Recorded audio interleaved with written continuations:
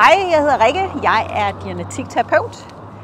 Det kaldes også en auditor. En auditor betyder en, der lytter, og det er en, der anvender dianetikterapien til at hjælpe andre mennesker.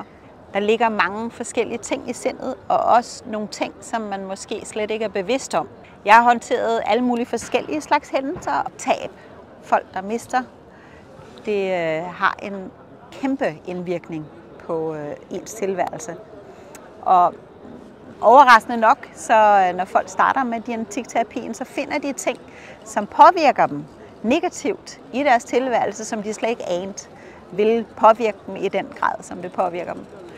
Den 4. juni kl. 16:30 her på Nytorv, der laver vi en live dianetik demonstration. Min gode kollega Jan Hansen, han kommer til at vise, hvordan vi anvender dianetikterapien, og du kan sidde med på første række. Du kan bare klikke på linket her for at melde dig til. Jeg håber at se dig.